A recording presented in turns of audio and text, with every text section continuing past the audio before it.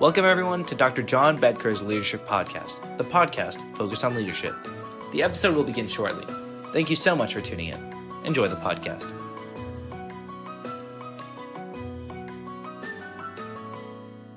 Welcome everyone.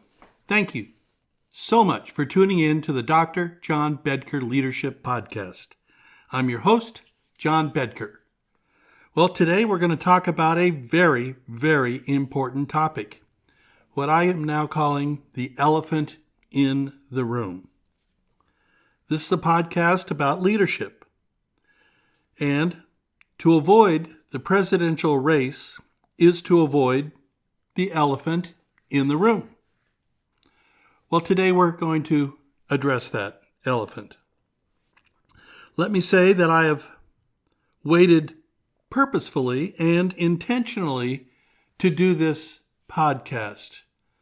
Lots has transpired and lots will continue to transpire. I could not begin to detail each of the historical events that have led to today's podcast. I will offer this, though.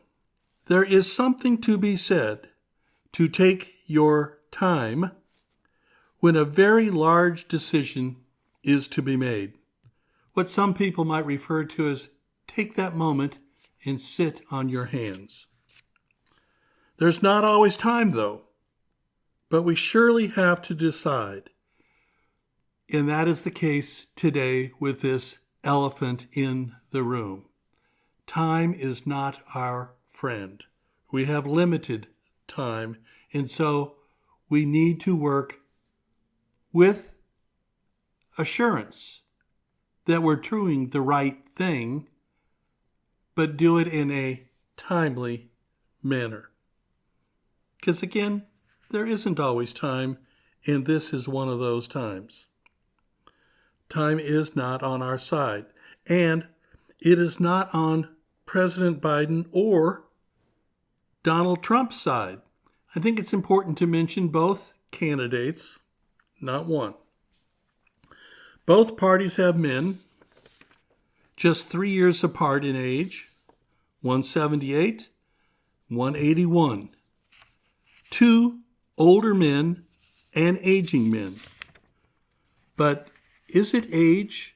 Is age the basis to make the decision about who should lead our country? And that answer simply is no. An important consideration to be sure, but that, just one consideration.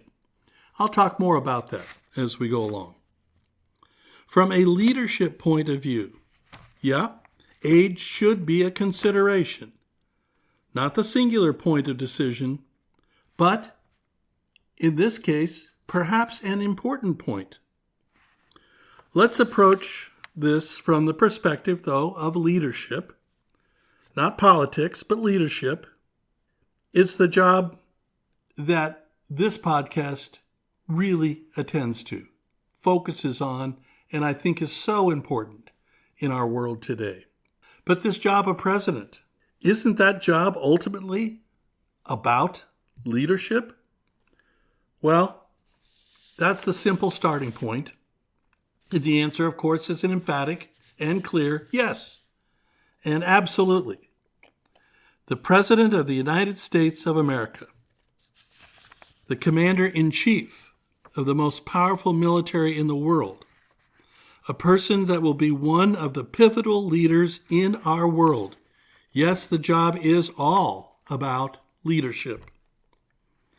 We tend to want to do this sidestep frequently, often, regularly, to turn it into politics. And I will argue oftentimes petty politics, polarized politics, divided. From a leadership point of view, those are not helpful. So, let's look at this from the perspective of leadership. Politics seems to be ruling the day, but I'm going to argue that this, again, is a job about leadership. Okay, so here we go. I often speak about leadership core competencies, and rightly so. they are important. But just as the phrase implies, competencies which must be core for a leader. Well, I think that frames where we need to go. I'm going to mention one to start with. I'll mention a few others as we go along, but there are many, many leadership core competencies to consider, and of course, just not enough time to address each. But I'm going to start with one that you've heard me talk about before, I think is important, and that is the leadership core competency of trust. As I've said so many times, trust is based upon trustworthy behavior. Okay, so if we're looking at presidential candidates for the highest office in the country, and certainly perhaps in the world, trust seems critical. Trust seems important. A leadership core competency that I think we should investigate. All right. Who can we trust? And again, if we're looking for a purity test, no one's ever going to pass, right? Each of us has faults, failures. Each of us has a bad day. But where are we headed? What does our value proposition tell others about who we are, about what we're going to try to do? So not perfect, not pure, but where are we headed? What's our motivation? And we're going to start with, again, talking about trust. So let's talk about some of these important issues that people have to make a decision about regarding trust in the election. Let's start with women. Well, one candidate has a history, for sure, which is not good with women. One has been held liable for sexual abuse with a woman, who then later defamed her, was taken to court, and lost a defamation lawsuit, continued to defame, and lost a subsequent larger lawsuit about a woman that he was found liable of sexually assaulting. More broadly, this issue of women's health, women's reproductive rights. Are we a nation that is all about people being equal? Equal in our lives, equal under the law. Do we have the same rights to life, to liberty as others? Well, in the case of the abortion, there were 3 appointees by Donald Trump to the U.S. Supreme Court, each of whom said that that issue of abortion was settled law.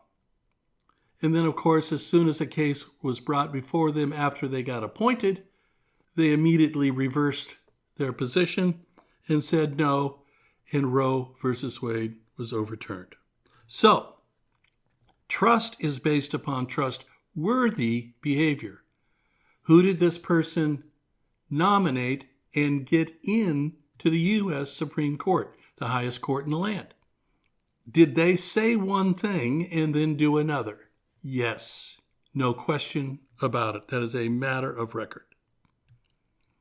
In their opinions, they go on to suggest that things such as contraception or IVF, in vitro fertilization, might be next on their agenda to curtail, eliminate, at best to control, so that women would not have the rights to determine what happens with their own bodies.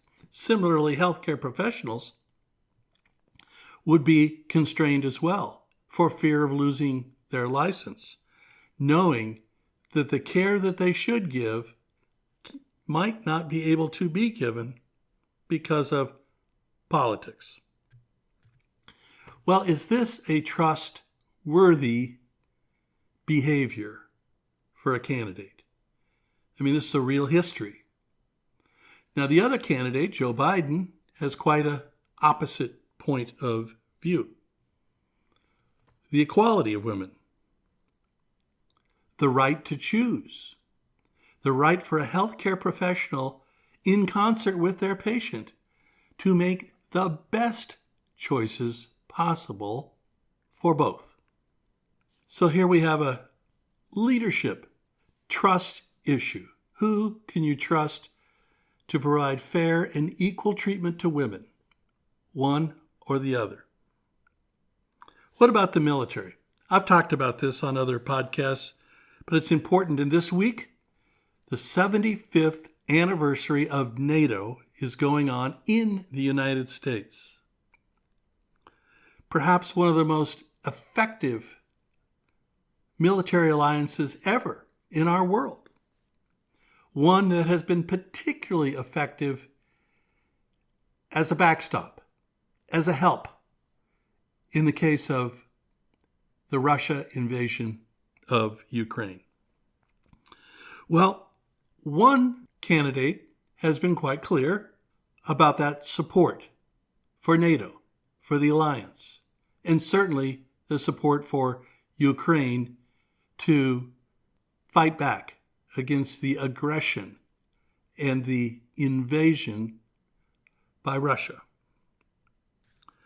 The other candidate, Donald Trump, has taken a very different point of view, questioning whether or not he would even have an affinity, a support for NATO, and saying that to him it was more an economic issue about payments, and that we might not support the agreements of our alliance if he didn't think that they had paid sufficiently. Very different. He also has said that intelligence, military intelligence, he might not trust the United States military intelligence agencies.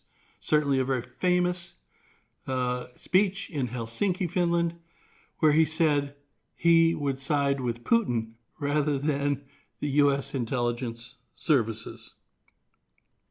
And lastly, if you're thinking about what side of the fence to be on, because we all need to vote, and I just, stomp your foot, absolutely we all need to vote.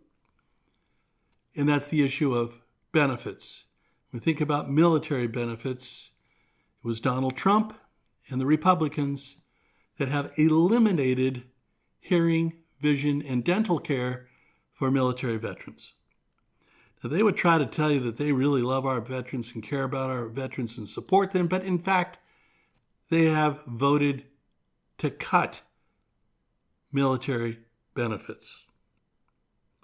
Similarly, they've done the same thing with seniors, to cut those same hearing, vision, and dental benefits. Social Security, one of the cornerstones of our life in the United States, also becomes a matter of suspect with Donald Trump, as does Medicare and Medicaid and pharmaceutical companies. So when we look at services, very different. One supporting the we, the us, the our, the other saying, I don't know, we'll see, I might not be for it. Inflation, business, another top item. And from a leadership point of view, when we think about who should we trust, who should we believe in, who has demonstrated that trustworthy behavior? Well, first and foremost, we have to be crystal clear about costs. Neither candidate, whoever the president is, regardless of who they are not the ones that are setting the price of gasoline at the pump, the price of eggs or bread or anything at a grocery store. They are just not able to do that. We need to talk about corporate greed and who is willing to do that.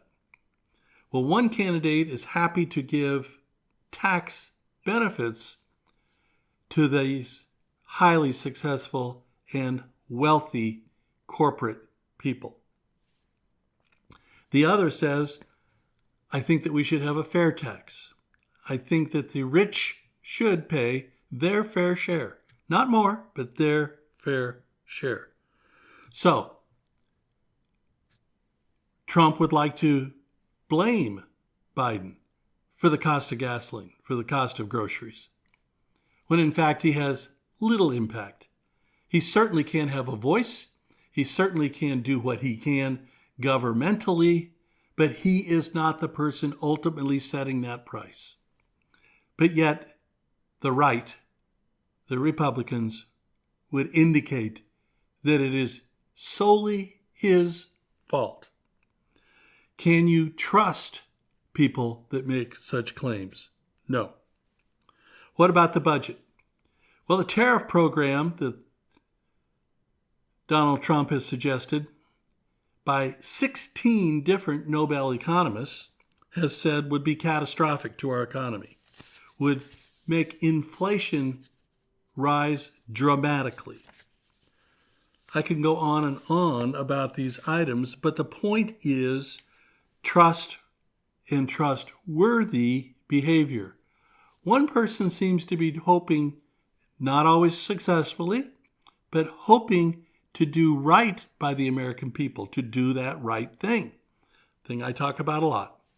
The other is saying, no, I got a plan, this is what I'm going to do, and that's the way it is. This Project 2025 details many of these items in granular detail. So what are we talking about from a leadership point of view? We are talking about threat versus opportunity. Now, there could be a threat to one's ego, so one's vanity. Let's talk about Joe Biden. He has a unique and distinct opportunity to mentor. And the model has been set, and the model is clear, I believe, from a leadership point of view. Nancy Pelosi passed the torch to a younger team of leaders. Now, this transition, passing the torch, is an exemplar of what could be for Joe Biden. He could take on a role of mentorship of new, young, dynamic, ready-to-go leaders. Now, academically, there is rich literature on what's known as environmental jolts. Maybe too fancy a term, environmental jolts. But it's really just simply doing something that truly jolts the status quo. It can be uplifting. It can be quite positive. Sometimes it's just what is needed. But the fear and the uncertainty, they seek to override the benefits of opportunity. The opportunity to seize the moment, to do this great thing, to recognize that the bench of strong, I'm going to argue very strong, from my airline days. Let me just tell you a quick one. I had the great pleasure, the honor, to fly with many, many very, very strong co-pilots. They were really strong pilots. They had the whole package. Great flying skills, great judgment, great decision-making skills, great technical skills, and knowledge. And then what happens? I retire and they ascend. They are now great captains. And so, our governmental leadership, pass the torch, be the bridge you described at the very beginning of your term. I'm speaking about our current president, Joe Biden. Be the mentor. That will be your legacy for history. Do the right thing. The ultimate calling of leadership. Do the right thing. One is simply not a leader. Donald Trump. They are a criminal, convicted, 34 felony convictions. They're a person absent the character to lead our country or the world. They exhibit neither trust nor trustworthiness. The other needs to do the right thing and pass the torch to a younger generation of great leaders. The time is now. Okay, those are my comments. I'm going to close by saying that we are at an inflection point. We are, in fact, at an existential point where we have to decide whether autocracy, the goals of Donald Trump, or democracy, the goals of Joe Biden, are which way you want to go. I've mentioned trust and trustworthiness as an axis of investigation, as a measure of how you might think about this from a leadership point of view. Whether you're a woman, whether you were in the military, whether you're a senior, whether you care about the economy, whatever the issue, and believe me, there are many, many more. I didn't even touch on immigration, which, again, we all know.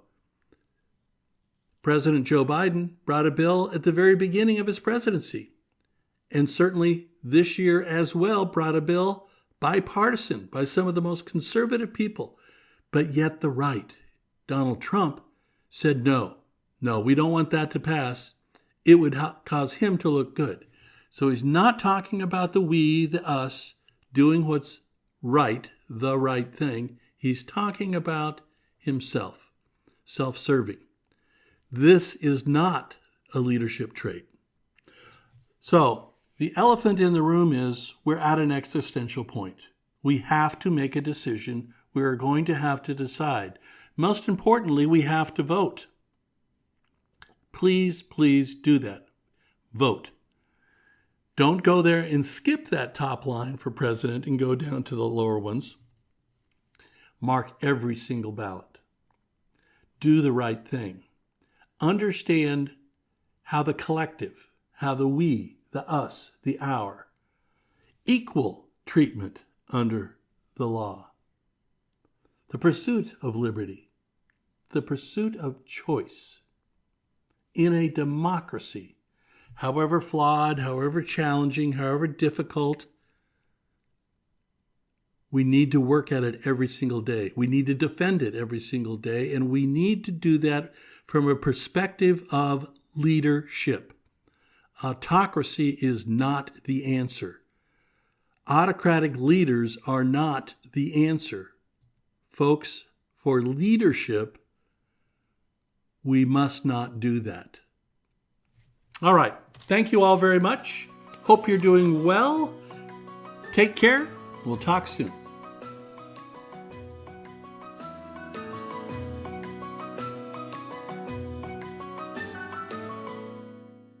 Thank you for tuning in to Dr. John Bedker's Leadership Podcast. We hope you enjoyed this episode. Please tell your friends, and, of course, please follow our podcast and subscribe. Thank you again for tuning in.